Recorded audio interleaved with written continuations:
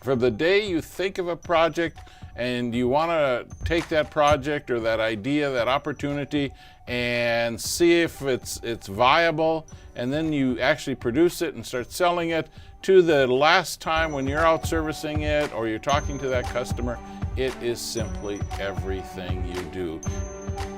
How do you do it? First off, you have to know the landscape. And this slide just sort of breaks it down, where you have the industry, you have your competition, you have your customer, you have you, and then finally you have your niche. It's being found. It's not, and we've heard this over and over and over, it's not build it and they will come. Being found is being visible. It's not the same, finding you is not the same as being found. Finding you is the steps you're taking, search engine optimization if we want to go to online market. And so really being found needs to be a mix of traditional and online marketing. It's not one or the other, it is both. And marketing starts with the business owner. You have the traditional side, and we list there, you have promotions, you have publicity, you have PR. We've had those for years. They're still important. They haven't changed. We just need to continue to try all of those means, but also today we need to add that online presence. You have to brand, and we've worked with branding. Who are you? What do you want to represent? And you build that over time. It's reputation, it's colors, it's look. Once they know you're there, and you see how many times it takes, 3 to 5 times, so they're even going to remember that you exist.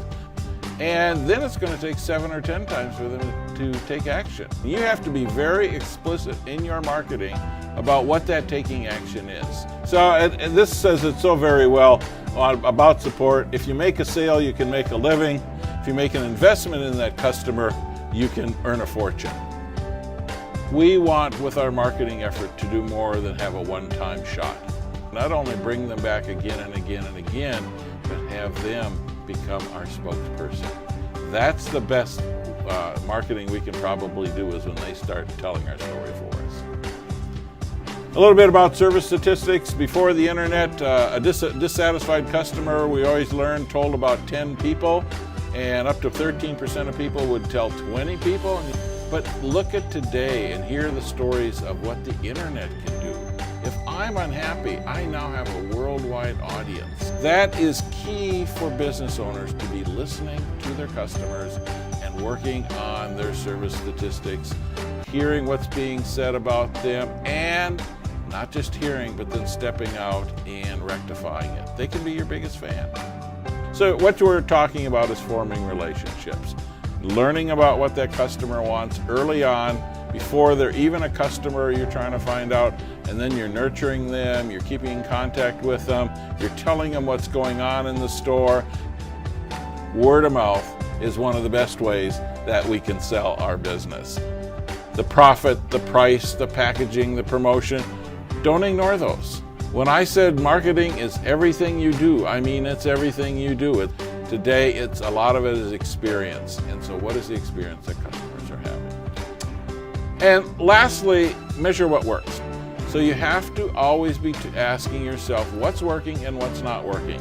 And we call it A/B testing. Put out 2 ads, just slightly different. See which one gets the biggest return. Maybe it's the call to action that you change on them. Maybe it's color. Maybe it's what papers you put it in.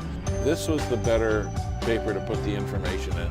Then, A was better than B, or B was better than A. So you always have to be thinking of that, even as you design the message, whether that message is verbal or whether it's some type of written, whether it's online, offline, makes no difference.